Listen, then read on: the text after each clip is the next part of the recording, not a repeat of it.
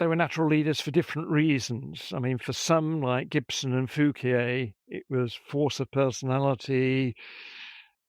For Cheshire and Tait, there was a much softer approach. People responded to them and followed them because they wanted to. He just had that way of seeing what you were capable of, even if you couldn't see it within yourself. If there's sort of a real skill in command, I think that's one of the key factors.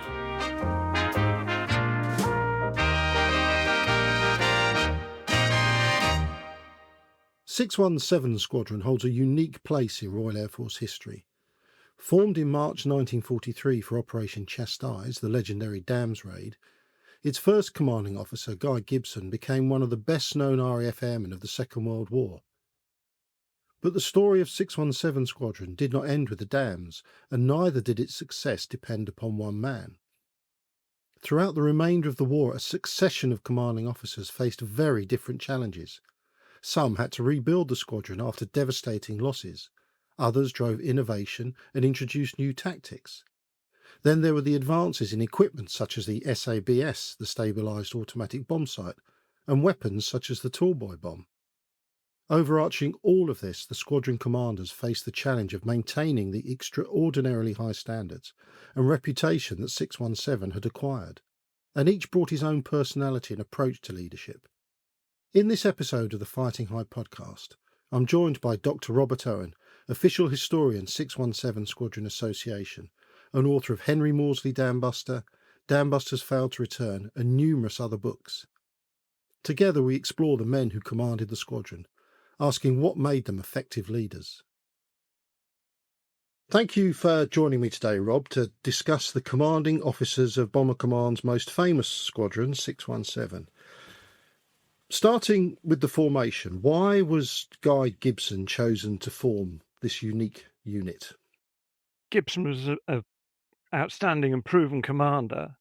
He was a regular pre-war officer, and he'd been in the Air Force since 1936. He was only 24, but had tremendous experience. He'd served with 83 Squadron on Hampdens at the beginning of the war. He'd then moved on and done a tour as a night fighter with number 29 Beaufighter Squadron, and that was at a time when Fighter Command needed pilots with twin-engined experience and night flying. Gibson was known to Harris, and he was, as I say, he was with 83 Squadron. That was with part of 5 Group at the time that Harris was commanding 5 Group. And in fact, it was Harris who directed Gibson onto night fighters, with the sort of unspoken intonation that if he did that, sort of almost as a favour, then he'd receive command of a squadron for his second tour. And Harris kept his word and gave Gibson command of 106 Squadron in 1942. 106 Squadron had had a tough time with the Manchester, which of course is notorious for its technical problems and reliability. But 106 were about to convert to the Lancaster. That in itself was a challenge for a commander who was trying to keep a squadron operationally committed while changing over from one type of aircraft to another. What qualities did Gibson have that made him the choice for the formation of this special unit? Well, Gibson was one of those commanders who very much led from the front. Squadron commanders didn't have to put themselves on every battle order, but Gibson, quite frankly, enjoyed flying operations far more than he enjoyed the administrative side of command. And because he did this, he was seen as an example by all his crews. And Gibson was very much one of those who enjoyed the company of those who considered equals and kept them as a close circle, a sort of inner sanctum. But Gibson was also interested in innovation and new equipment. This was obvious from his time commanding 106, when he experimented with things like the automatic bomb sight and the capital ship bomb. And he'd made 106 one of the most efficient in 5 Group. In fact, if you want to speculate a little bit, if Harris hadn't formed 617 as a specialist unit for Chastise, and he did that, of course, in order to avoid taking one of his other main force squadrons out of the line. And, of course, it also gave Harris an excuse to expand his force. But if he'd not done that, then you might speculate that Gibson and 106 Squadron might have been chosen to undertake Chastise. On the other side of Gibson, he wasn't one for suffering fools gladly. He could be a strict disciplinarian, especially of those of lower rank. And while he had more contact with other captains, he had less contact with other aircrew trades, other than perhaps the section leaders. In fact, quite a few NCOs on all his squadrons really had very little contact with him. Just to underline that, I mean, in Enemy Coast Ahead, in the first part of Enemy Coast Ahead, Flight Out, he demonstrates that he actually knew very little about the background and experience of two of his members on the crew members on the Dams raid. Would you say, Rob, that there was more respect for him than a liking of him as the commanding officer? Yes, I mean, I think there were some who sort of work well with that style of management. In general, though, my feeling is that Gibson was a good leader because he was respected. He led by example. He didn't ask people to do something that he wasn't prepared to do. And in that respect, I mean, I think he was fair. But if you didn't perform or you showed a reluctance, then I think that's when the sort of authoritative side of Gibson came in. But generally, because of what he actually did himself, and he led by example, then that sort of set the mold, and the rest of the team followed because, okay, the boss is doing it, we're going to follow him, we're going to do it as well. So do you think it would be fair to say that the circumstances of Operation Chastise was why he was so demanding to his crews? Yes, I mean, given the pressure that he was under to form the squadron and the deadline for Chastise, he had to be a hard taskmaster. Circumstances demanded it. He didn't have time to accommodate those who weren't up to the mark. And in one case, or a couple of cases in Chastise, crews that were originally posted to 617, he didn't consider came up to the mark, and he replaced them. In one instance, there was a crew where a navigator he considered was not sufficient. He wanted to replace the navigator. The captain of the crew took a stance and basically said, if he goes, we're not happy about it. And Gibson didn't argue the point. He actually took the whole crew, posted them, brought somebody else in to replace them. In that respect, Gibson demanded 100% commitment, and quite rightly so, because he had a job to do. And Rob, could you just briefly describe to us what that job was, what Operation Chastise was? Operation Chastise, the attack on the Ruhr Dams in May 1943.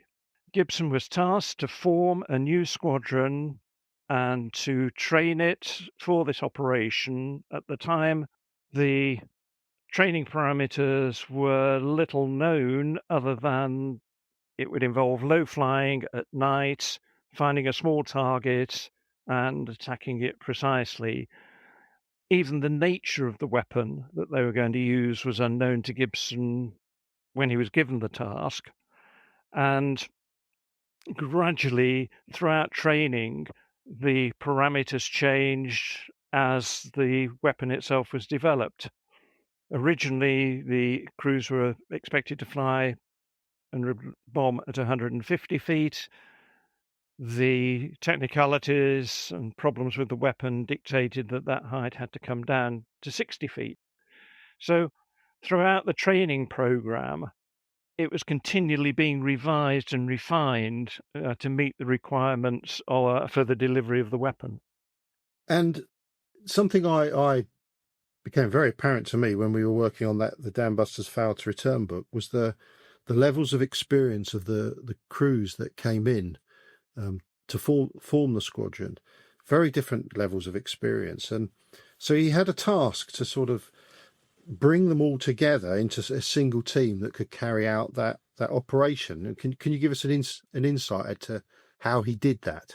Yes, as you say, I mean, the crews were of varied experience. I mean, the legend, so to speak, says that they were all highly experienced and highly decorated, but in fact, the level of experience did vary. The one common factor was that all the crews had were people who'd proven themselves, and they'd definitely got what, in bomber command parlance, you might say, was sort of, that press on mentality, that determination to press home the attack. But you had a mixture of crews. You had some that had been imported as a complete crew that had flown together before. You had other crews which were made up of disparate individuals. Some of them had been recently flying operations. Others had been called in from having their sort of rest tour with an OTU or a conversion unit. So one of the factors was, of course, having crews that needed to sort of actually work together as crews.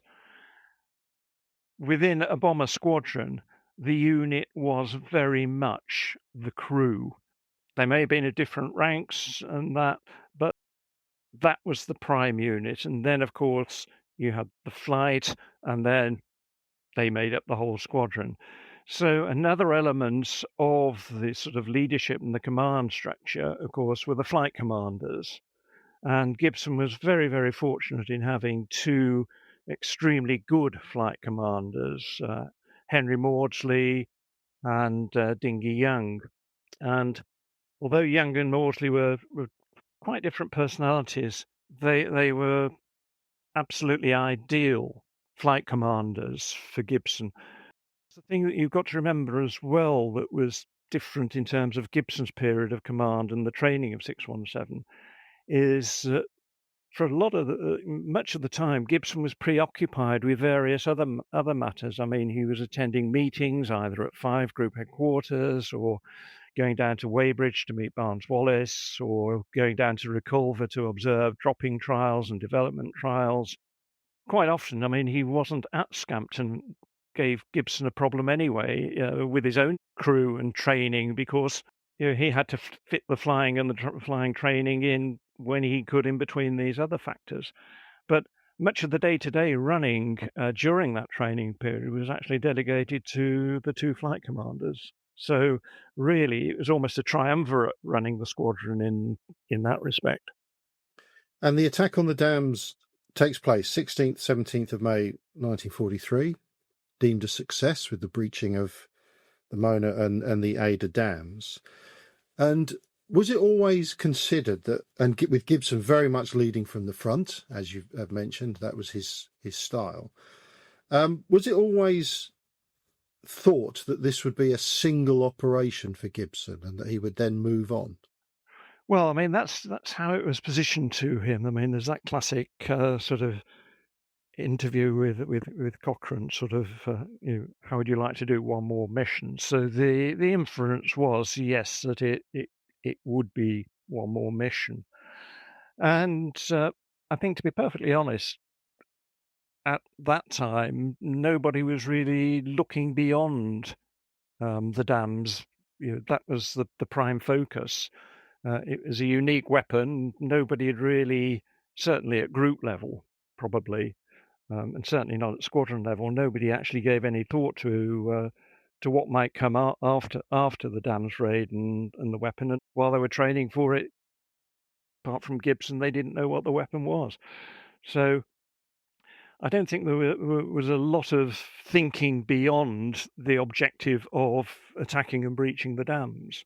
It was only when that had been successful that people started thinking, well, hang on, we've now got this specialist unit, highly trained, experienced, obviously very brave and dedicated crews.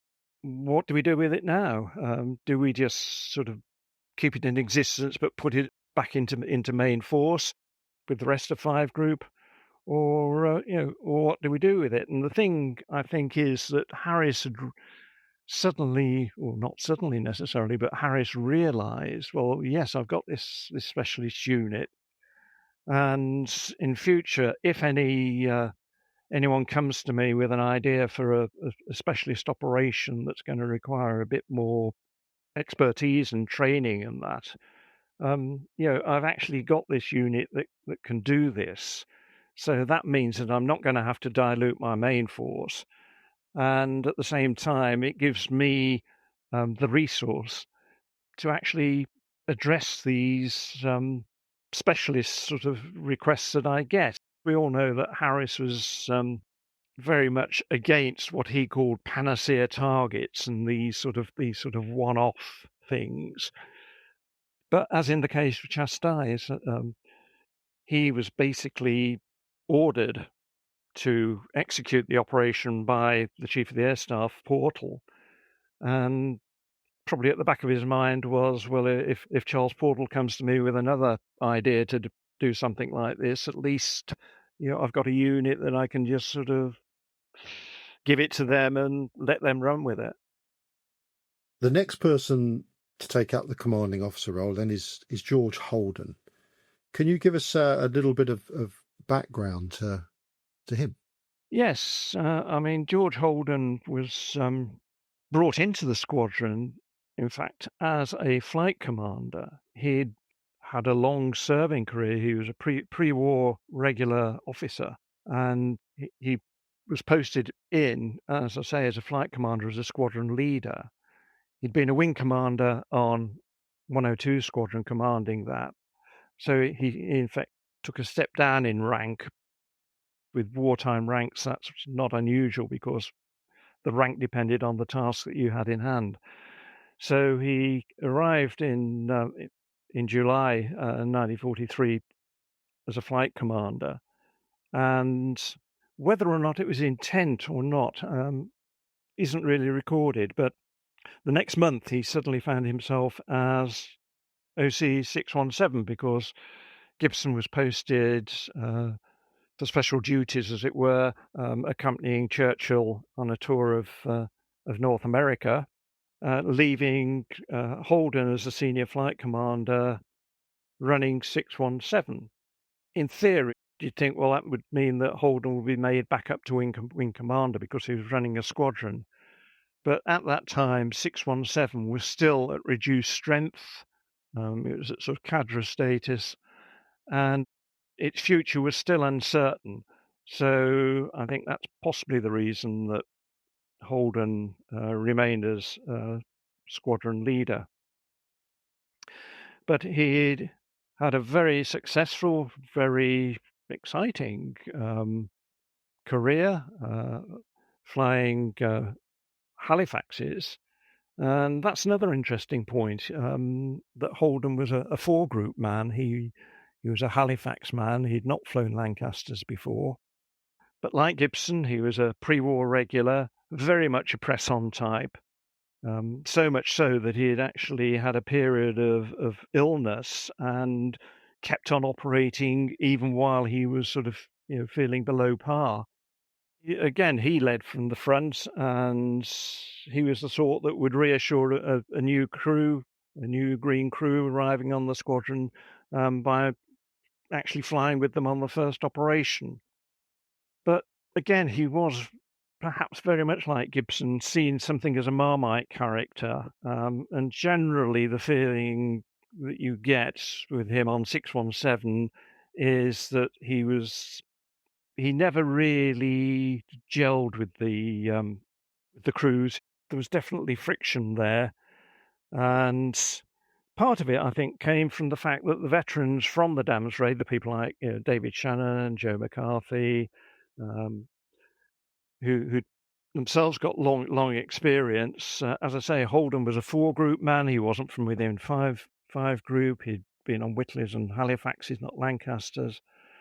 And also, he wasn't a low-flying specialist, which the feeling was you needed to be one of those to be on 617. And equally, 617's modus operandum had been in small formations of VIX of 3 aircraft, and likewise Holden had no experience of leading formations at that height. So in many respects, he was a little bit of a square peg in a round hole, and he probably had to work hard to sort of actually endear himself to the squadron that he arrived on. But the opportunity to do that wasn't very long, unfortunately, when tragedy struck. Could you provide us with a bit of detail about what happened? Yes, and I think this sort of actually reflects on what I've just been saying about experience in terms of the requirement for 617. The squadron was tasked to make a low-level attack on the Dortmund-Ems Canal in mid-September 1943. The aircraft are going to be dropping 12,000-pound HC blast bombs from low level into the Dortmund-Ems Canal. The planning for the raid, when you actually look at it in detail, very much replicated that for the Dams raid. Low level, across Holland, into Germany, find a small target, bomb it accurately, and get home. The force was split into two, as had been the Dams raid. The aircraft would be flying in VIX of 3. Holden was, of course, leading the operation and flying with most of his crew comprised Wing Commander Gibson's crew from the Dams raid. Holden was leading his VIC of 3 aircraft across northern Germany, coming up to a town called Nordhorn, when the town loomed up ahead of them. Now, the other two in the formation, who were experienced low-level formation flyers and had done the Dams raid, they expected Holden to head off slightly and bypass the town. Instead, Holden kept ploughing straight on. There was a tall building ahead, and Holden pulled up to go over the building to clear the building. And that was an absolutely fatal mistake. One of the truths of low-level flying over hostile territory at night is you stay low. Holden chose to pull up, and doing so exposed himself to probably the only light flak gun in the area, and that presented him as a sitting target, and it opened fire and immediately brought him down with the total loss of all the crew. How many crews were lost on the Dortmund-Ems Canal raid, Rob? That night there were 8 went out and 5 came back. And also the night before, the squadron had lost David Maltby, another chastised veteran, when his aircraft hit the sea. The squadron were going out for the same target, but were recalled over the North Sea, and just off Cromer, Maltby's aircraft, for whatever reason, during the turn, hit the sea again, with the loss of all the crew.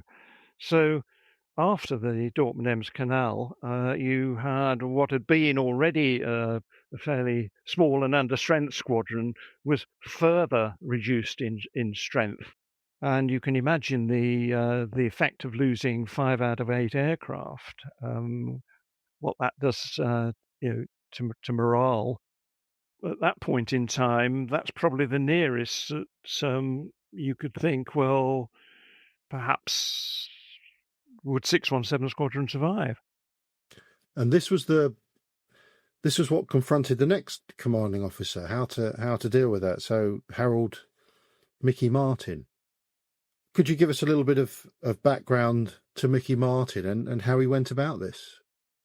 Mick Martin, legendary Australian and the squadron's low-flying specialist.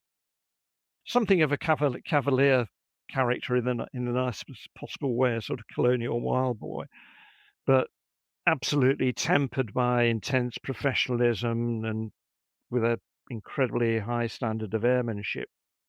He was one of the originals. He was well liked by the other members of the squadron. And with the losses from the Dortmund-Ems Canal, I mean, he was a natural to take over. The problem was he was a fairly lowly rank. He was only, and I say only in inverted commas, a flight lieutenant. But given that 617 was now still at cadre numbers, he was promoted. He was given promotion to squadron leader, which was the rank that Holden had held, and took over as commanding officer, at least for the interim. That's one of the things, in fact, why people don't think of Mick Martin as commanding 617, because in some senses he didn't. He was a sort of interregnum pro tem commanding officer. So it'd be fair to say that the challenges he's got now is he's got to maintain morale, he's got to consolidate the squadron, but he is often overlooked. Why do you think that is, Rob? I don't think he's overlooked in history. I mean, he is known, and if you say sort of 617, Dambusters Squadron, and Mick Martin, like Dave Shannon, Joe McCarthy, is one of those names that comes to the top again. In fact, I mean, in the Dambusters by Brickhill, he gets quite a high profile. I wouldn't go as far to say that that's because Mick was an Australian and Paul Brickhill, who wrote the Dambusters, was an Australian, and I can imagine that they probably shared many a jar together, while Brickhill did his research. That's not to say that Mick doesn't deserve a high profile. I mean, he was an outstanding airman, and he eventually rose to air rank. He had all the ingredients required to be a very, very capable squadron commander. But in 617's terms, in terms of command, it's often overlooked just because it was this interregnum between George Holden and Leonard Cheshire. And yet, during Mick's time, I mean, he faced a considerable number of challenges. First, he had to maintain morale.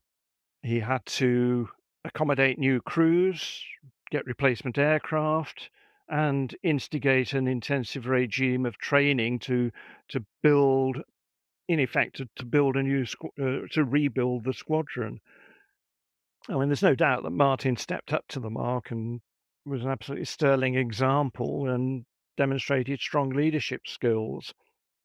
I think he was very keen to impart his experience, and probably as well, he had a personality that sort of leavened the atmosphere at what otherwise could perhaps have been rather a somber and depressing time. In terms of recruiting new skills, he and everybody else that was trying to do that were faced with a paradox. I mean, 617 had a certain kudos. I mean, it had made the headlines and was a great boost to everybody. But at the same time, there would be others who saw it with the dams raid, and particularly after the Dortmund-Ems Canal, although that knowledge would be perhaps confined to the service. It was seen as being perhaps something of a suicide unit. And did you really want to go and volunteer for it? I mean, some people would, but nevertheless, I mean, you had that sort of paradox going on. Martin was also fortunate because he was also assisted by David Shannon, Monroe, and McCarthy. Basically, they became the backbone of 617. That underlines something about command, I think, that all commanders need good right-hand men. I mean, they're the connect between those who specify the policy and they're the ones that set the tone with the individual crews of the squadron. If you're looking at leadership with 617, and probably with other squadrons as well, right through the war, although you've got a commanding officer, they are actually run by a team of people each with their own significant areas of experience. You also need a dash of sort of innovation and lateral thinking when it comes to problem solving. A good commander knows how to use such people. He takes advice from all parties, and providing it sound and based on experience, it helps him with his job of command. Now, the next commanding officer is Leonard Cheshire. Completely different personality from Gibson. Is it fair to say that? Yes, I mean Cheshire. I mean it was Cheshire's task, really, after Martin had kept the show on the road, so to speak. It was Cheshire's task to sort of rebuild the squadron and give it a sense of purpose. But Cheshire was a completely different personality to Gibson, in looks, temperament, physique, personality. I mean, Gibson was almost perfectly cast for the role of forming and commanding 617. But in the case of Cheshire, as one of his biographers sort of said, and I quote, Cheshire lacked Gibson's robust figure and air of flamboyance, yet he was unmistakably a deeper person of exceptional mental alertness. So if you're doing a compare and contrast, I mean, Gibson was very much the boy's own hero type, and he commanded by example, also by virtue of his rank. Gibson's was a sort of autocratic approach, whereas Cheshire was, on the face of it at least, much more reserved. He came from an academic background. He was the son of a lawyer and an academic. He'd read law at Oxford before the war, member of the University Air Squadron there. An example of his sort of wry sense of humour, he decided on enlisting in the RAF because he didn't think that going to war on the back of a horse would be terribly comfortable. 1940 onwards, he'd flown Whitleys and Halifaxes, again he was a four-group man. During that period, he'd shown exceptional airmanship and leadership, and his skills were well recognised, and he'd risen rapidly through the ranks. By 1943, aged 25, he was the RAF's youngest group captain and had the DSO bar and DFC. He didn't have to go back to operational flying, but like Holden, he dropped a rank from group captain, dropped a rank back to wing commander to take over command of 617. As a personality, he was quietly spoken, didn't get agitated, even under pressure. He was a deep thinker, but he was an absolutely consummate professional. He not only knew his aircraft inside out, he'd sit for periods in the cockpit until he knew the position of every control by touch. But he also tried to gain knowledge from the rest of the crew about their jobs. He was equally conscientious with his ground staff. He'd often appear unannounced at dispersal and chat to them and even help them with the tasks as they serviced the aircraft. Everyone under his command, he was as concerned about their welfare as about their technical performance. And he wanted to familiarise himself with all aspects of their work and lives. Another great skill Cheshire had was recognising an individual's potential and ability and then drawing them out to achieve it. And it's exactly what he did in his later life in founding the Cheshire Homes. If you want to sum up his management style, it's very much one of encouragement and sort of recognition at all levels.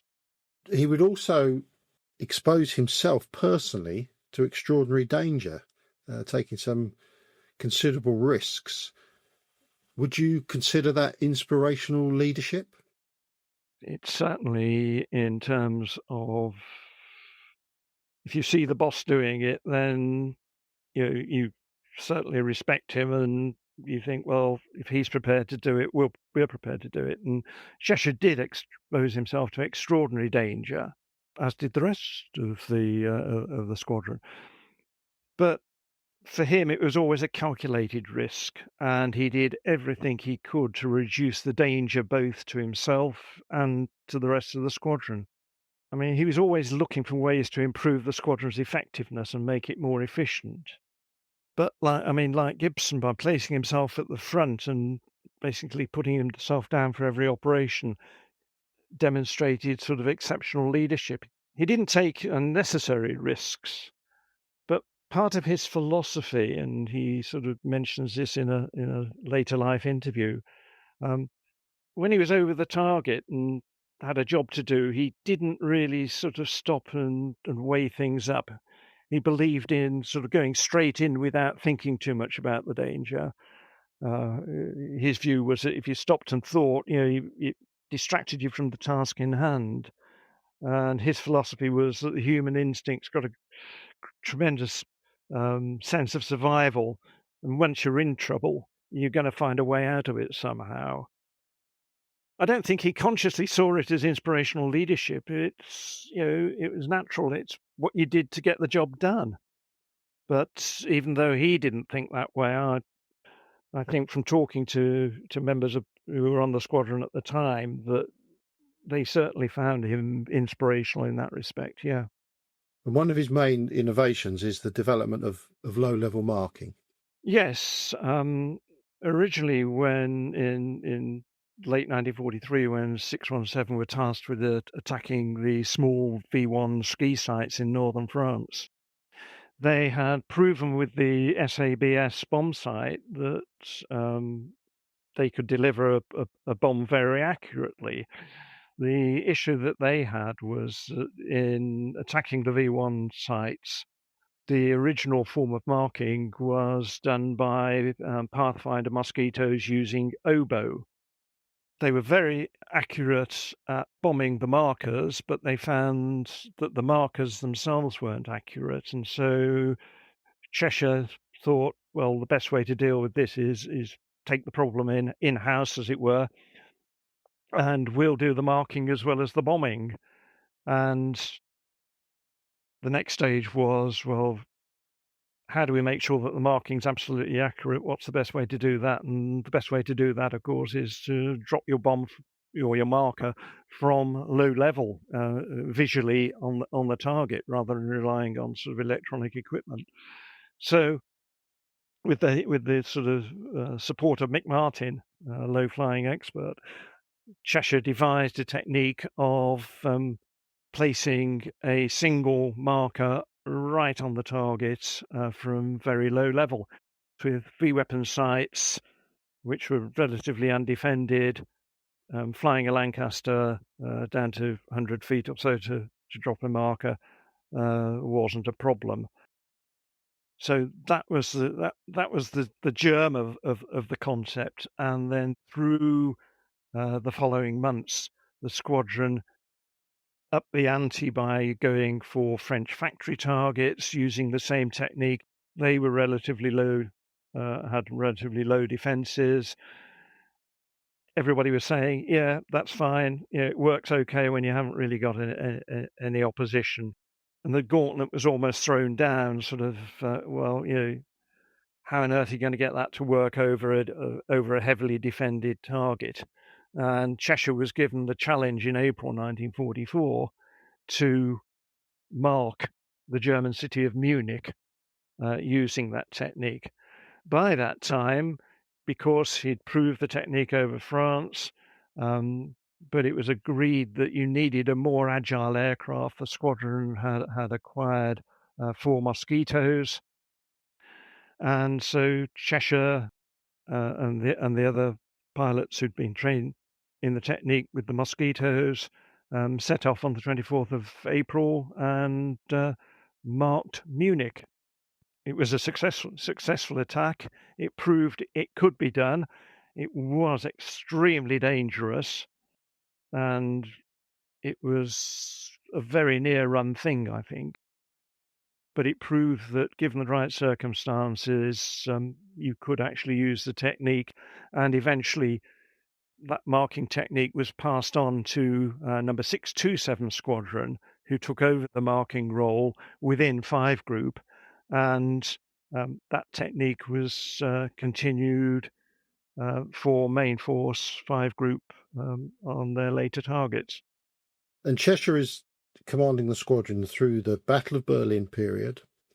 Then we've got the period in the build-up to D-Day, so there's the transportation plan, and then obviously there's the V weapon sites post D-Day as well, still attacking the V weapon sites and assisting with the land invasion. And at this point, there's new weapons coming in as well, notably the Tall Boy. So Cheshire has to lead his squadron through a change of weaponry. Yeah, and this is why, when you're talking about sort of command and, in fact, the chronology of 617, it is one of continually evolution. I mean, the squadron was fortunate in one respect that you mentioned the Battle of Berlin, but of course they weren't involved in the Battle of Berlin. That was distinctly a main force campaign. Likewise, I mean, they were not involved in the controversial Nuremberg attack with the heavy losses there.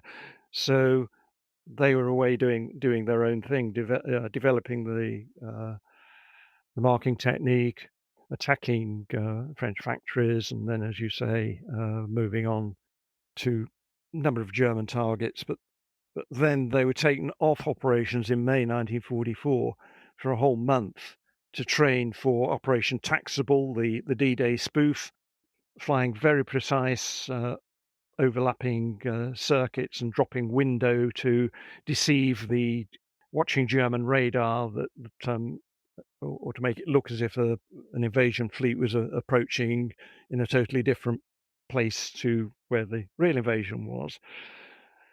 And then, I mean, the amazing thing is that after a month of training for Taxable, which was basically navigational training, flying very, very precisely, literally stopwatch timing, and without doing really any bombing practice at all for a whole month, on the 8th of June, the squadron was ordered to go and attack a railway tunnel just south of the River Loire in France.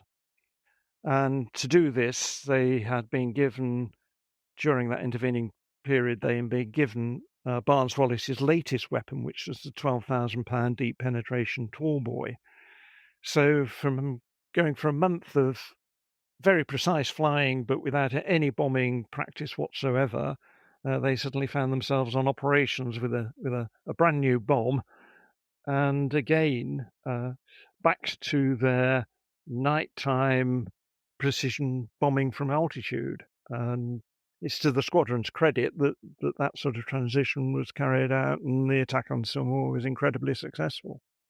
So it's a period of extraordinary innovation, the ability to adapt to a variety of tasks.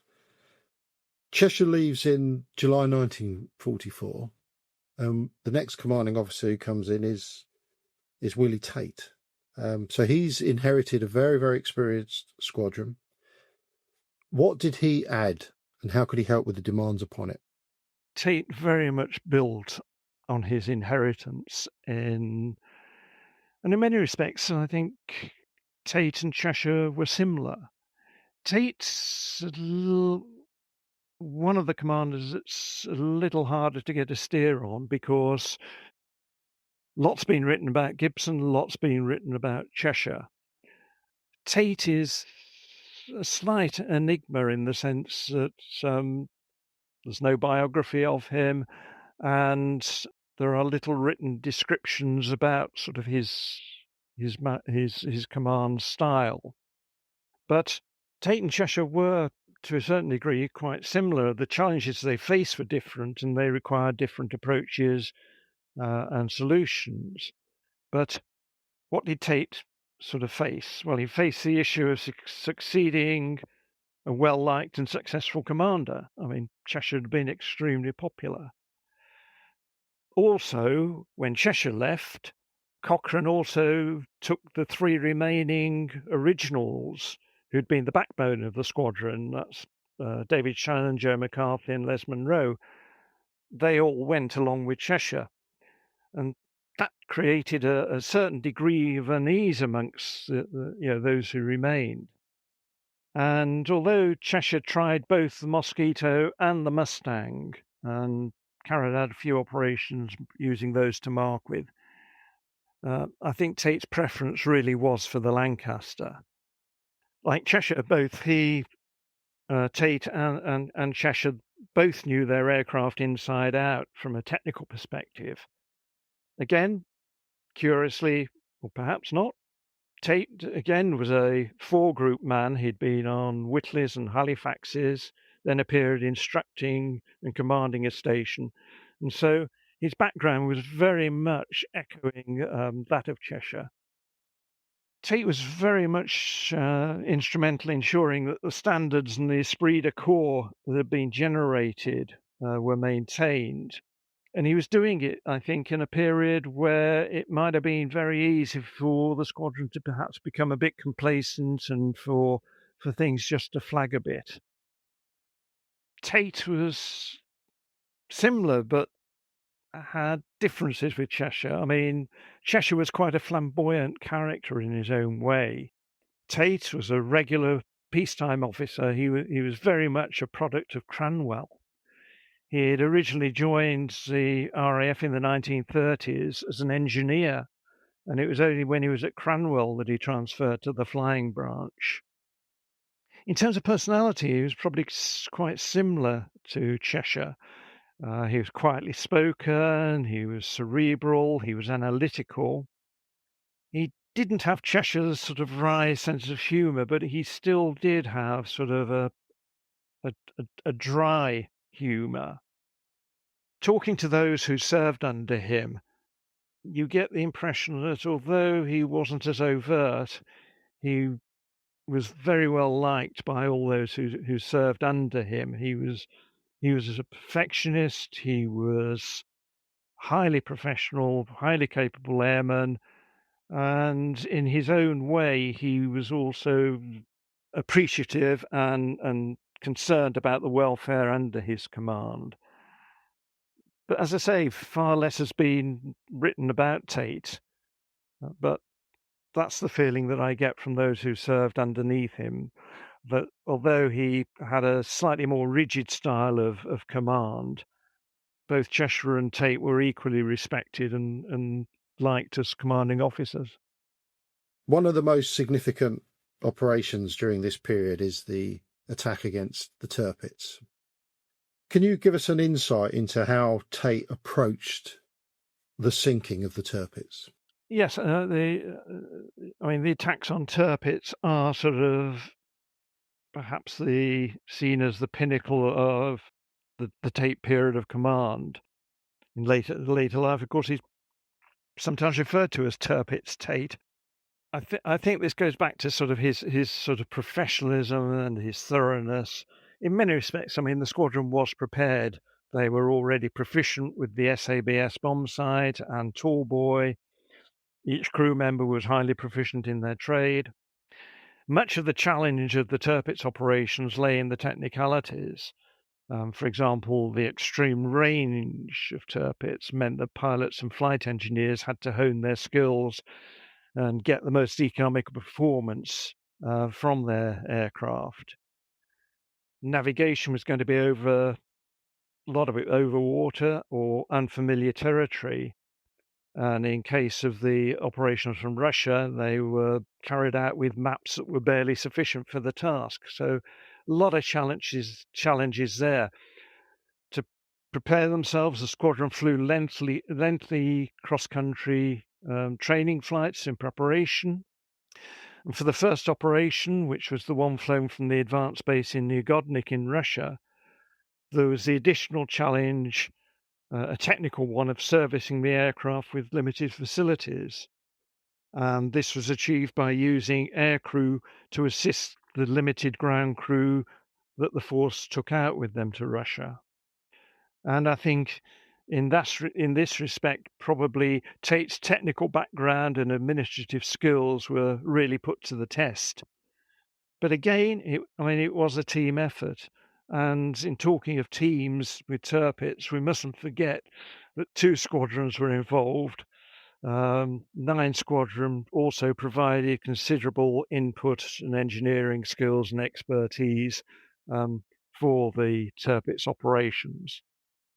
We're now getting to December 1944 and another change of commanding officer, Johnny Fauquier. And at this point, Squadron's reputation is enormous. Would you say that Fauquier had the challenge of maintaining that reputation, which was actually harder than creating it in some respects? Certainly, I mean, the squadron had the reputation. I mean, it's always difficult when you're sort of at the top of the pyramid. You've got to stay there because there's only one alternative, and that's down. So maintaining your standing is always hard work. In many respects, the standards of 617 had started to sort of get into the DNA, and you could say it was almost self-governing in that respect. It had become, let's say, a matter of professional pride. Some of the squadron were sort of wartime volunteers, but nevertheless they were still imbued with this attitude of you needed to do your best and keep trying to do your best. So Fauquier inherited a squadron that was already sort of running and rolling, and his role probably in that respect was to maintain the momentum, and I think it's very easy when you're doing well and everything's going right. There's obviously a tendency towards complacency, cutting corners, and just starting to slip into bad habits and that. So part of the task I think Fauquier had was to prevent that happening and to maintain standards and to maintain efficiency and keep everything top lining. How would you describe Fauquier's leadership style? Fauquier was the last of the squadron's wartime commanders. He was the oldest, in fact, when he was 34 when he took command. Also, he's the only one that's not a member of the RAF. He's a Canadian and had an incredibly distinguished flying career both in peace and wartime. Again, he's an outsider coming into 5 Group. You can imagine, in fact, almost appointing a Canadian to lead 617 by, some of them might have even seen it as heresy. And although he got this very, very distinguished career, I mean, before the war he'd been a bush pilot, and by the time the war started, as a bush pilot in Canada, he'd flown over 300,000 miles. So, I mean, he was absolutely experienced before the war started. Initially, he spent time serving as an instructor in Canada. Then he came over to the UK and commanded 405 Squadron, the first Canadian bomber squadron to be formed over here. Then he transferred with them to the Pathfinders. And by the time the end of 1944, when he took command of 617, he had reached the rank of Air Commodore and was sort of doing an administrative task. So again, he was like Cheshire, taken from a sort of administrative training role, took a drop in rank from Air Commodore to Group Captain, and took on command of 617. So his background was impeccable in that sense. Many of 617's air crews were veterans themselves. They'd done 2 tours, and so in many respects, Fauquier's accomplishments, it's what you expected sort of thing, rather than being exceptional.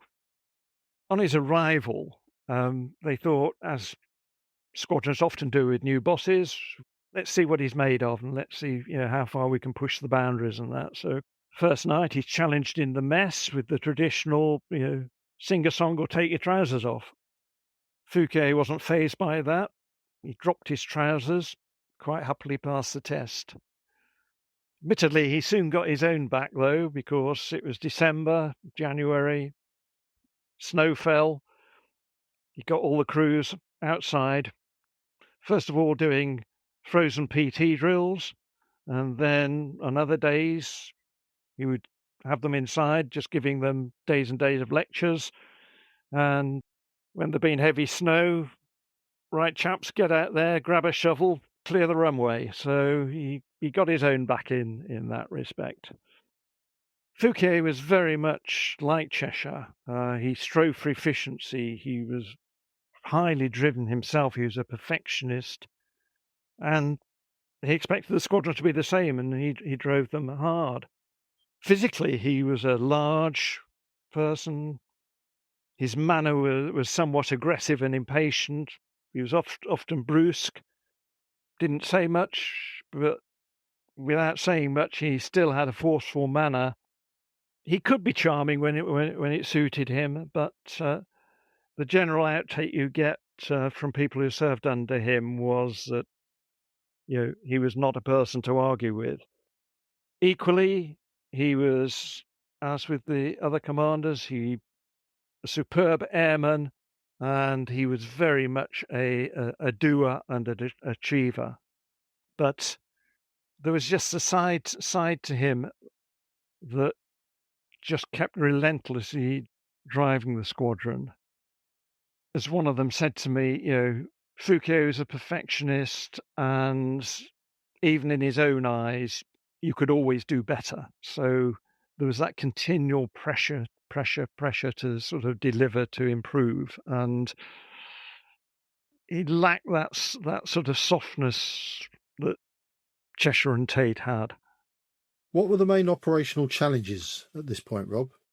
By this stage of the war, I mean, the Allied ground forces were advancing across Europe and into Germany, and the squadron's target set was changed.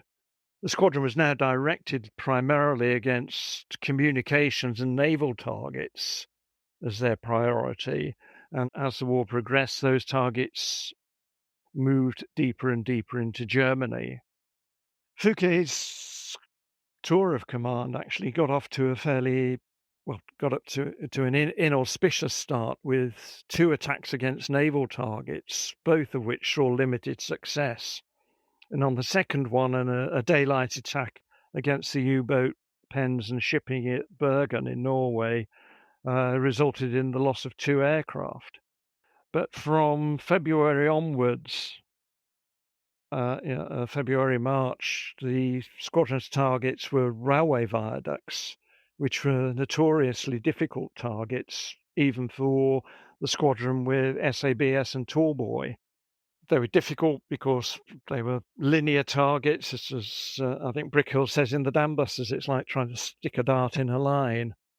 And even though they were daylight attacks, often the weather would conspire against them just as they got to the target area. A cloud would come in, and even when they could bomb, as I say, they were extremely difficult targets. So it often needed more visits than just one to successfully complete an operation against a viaduct. In the final months of the war, although the Luftwaffe was generally absent due largely to lack of fuel, there was still the very ever-present threat of heavy flak and a high risk when using the SABS, which required a long and straight run into the target. And indeed, during the closing months of the war, 2 aircraft were lost to flak on their closing stages of their bombing run. So the challenges were very much maintaining sort of the squadron's accuracy and really just ensuring that that targets were destroyed. So Fouquier takes us through to April 1945, and the war is drawing to a close. And the next commanding officer who comes in is John Grindon. Can you tell us a little bit about him? I mean, really, Fouquier carried the squadron through until the close of the war in Europe. But the war in the Far East was going on, and as far as the Allied forces were concerned, and indeed Bomber Command, there was still the war in the Pacific, and Bomber Command's contribution to the war in the Pacific was going to be a long-range bomber force, which went under the name of Tiger Force. At the end of April 1945, Fouquier is replaced by Wing Commander John Grindon. Part of the reason for John Grindon's appointment was with a view of having 617 was going to be part of Tiger Force, would inevitably require a lot of long-range navigation. John Grindon, in his service career, had proved himself not only a very capable pilot, but also extremely strong on navigation. So I think his appointment was partly with that view in mind. The war ended in August 1945 with the dropping of the 2 atomic bombs, and of course, therefore, there was no requirement for Tiger Force. So John Grindon's period of command for the last period of the war was one very much of starting to gear up the squadron for Tiger Force, which involved, again, it was going to be re-equipped with the Lancaster Mark 7. Those aircraft were going to be fitted with navigation aids, and so the squadron needed to practice long-range navigation, long-range flying, and that really was John Grindon's remit during that period, aside from the other activities that a lot of Bomber Command squadrons were doing at that time, which was also the repatriation of ex-prisoners of war, Operation Exodus, and also the bringing back of troops from the Mediterranean, Italy, in Operation Dodge. So those are the activities that occupied John Grindon's period of command, which is a fairly short one, because once it was the Pacific War was ended and Tiger Force, the requirement dissipated, John Grindon was moved on to other posts. So we now have an understanding of each of the men and their attributes. If I could ask you to categorise each with respect to a personality trait, who, for example, would you say was the natural leader? It's tricky to say who was the natural leader. I mean, in each way, each of them was a natural leader. I mean, it's part of the nature of command. But they were natural leaders for different reasons. I mean, for some, like Gibson and Fouquier, it was force of personality, supported by rank. For Cheshire and Tait, there was a much softer approach. People responded to them and followed them because they wanted to, rather than because they had to. So you've got sort of two different styles of command, but all the commanding officers were totally professional, and they led by example. All of them were very much hands-on. They led from the front. They led by setting the highest standards for those under their command to follow. And as we've seen, they were all exceptional airmen and had the skills to not only manage the squadron, but to get the very best out of their aircraft and the equipment that they were given to use. Who would you say inherited the most difficult circumstances? Probably, and there's a slight slide through here, it was the period after the Dortmund-Ems Canal. So you're looking at Martin and then leading through into Cheshire. And that's basically because although Gibson had built the squadron and had given it a reputation, but the confidence of the squadron invariably had been dealt a severe blow with the losses on the Dortmund-Ems Canal, which necessitated the bringing in of new crews. And so it was very much sort of re-establishing and recreating what had gone before. with the assistance of the survivors from that earlier period. But it was a period where you needed to rebuild the squadron, but you didn't actually at that stage have a definite end objective, because the squadron was doing very few operations, so there was no spectacular operation that you could work towards or that would really boost morale. It was very much a period of relentless training. You go on for doing that for so long, and people start to think, well, what are we training for? Are we ever going to do anything? And that, and in fact, I mean, during Cheshire's first few months, there were one or two people on the squadron who they felt that by just sitting, or not sitting around, but by being on 617 and just doing this relentless training, that they were starting to lose their sort of operational edge. And one or two of them put in a request to be posted back to main force, and in fact, a couple of them did actually leave the squadron and went off to do another tour with main force, just because they felt that they were losing that edge. So it was rebuilding the squadron and also maintaining morale. And when you didn't have a lot that you could inject to sort of say, hey, yeah, we're operating again, yeah, we're succeeding, we're destroying targets, the sort of thing that sort of actually feeds sort of a squadron with success. Did 617 Squadron make these men great commanders, or did these men make 617 Squadron great? Each of them were great commanders in their own way, and I mean they'd all held positions of command before taking on 617, and they'd proven their ability, so that's why they were appointed to the role.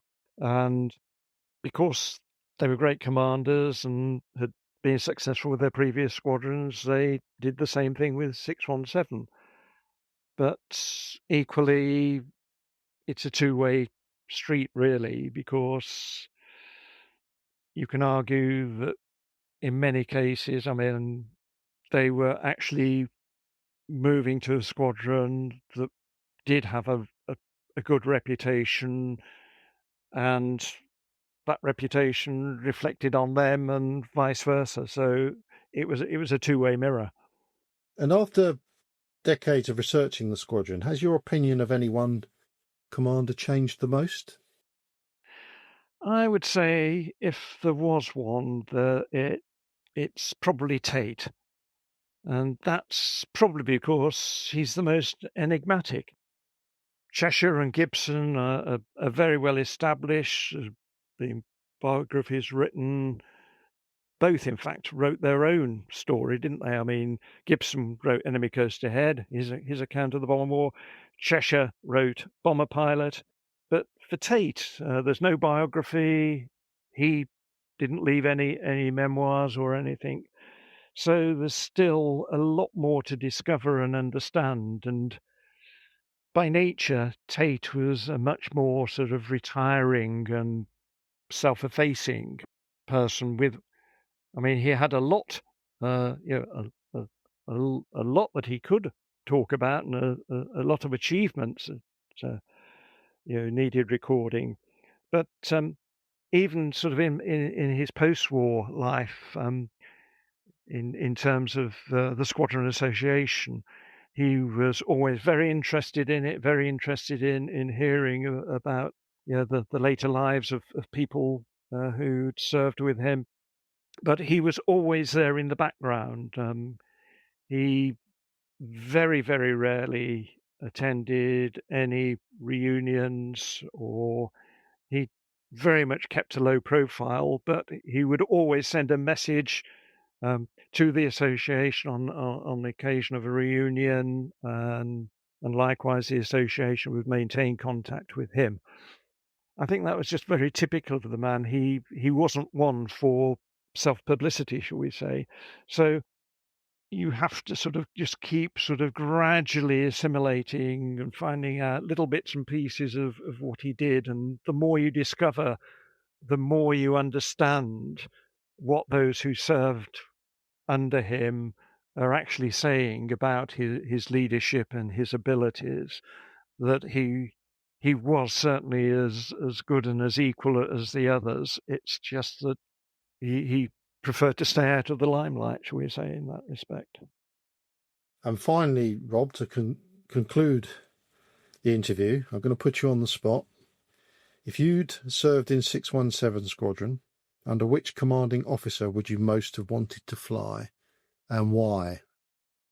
I think the answer to that is Cheshire. And I think basically it's that his sort of style of command is very much the style that I sort of respect and respond to. In my own career, I've worked for a considerable number of managers who have both the style of Gibson and the style of Cheshire. I definitely am a lot happier and produce much better results with the Cheshire style of command and management, where sort of you feel that you're playing as part of a team, and you are. They make you want to do things. It's sometimes said of commanders and people in charge. Some people have a personality that makes you sort of, you'd follow them to the ends of the earth, and you don't question them, but you just, it's almost that you do it because you like them and because you want to. And I was fortunate in meeting Leonard Cheshire a couple of times, and that's very much the sense that I got from some of those very brief meetings.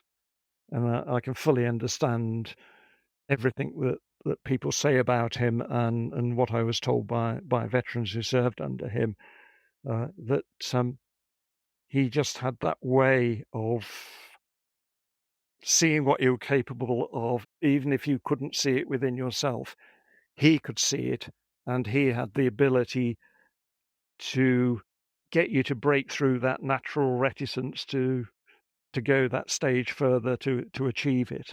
So if there's sort of a real skill in command, I think that's one of the key factors. Thank you for a fascinating insight into the commanding officers of 617 Squadron. And at some point, we do need to persuade you to write a biography of Willie Tait. Where you get your sources from, we'd have to leave that with you. But it clearly, I think, is a gap within the story of of someone who was clearly a great man and a great commander. But thank you again, Rob, for providing us with that insight. Thank you. Thanks for listening to the Fighting High podcast. You can follow Fighting High on X using @FightingHigh. Visit fightinghigh.com for details about books, and follow the Fighting High publishing page on Facebook. If you have enjoyed this podcast, then please follow or subscribe and leave us a review.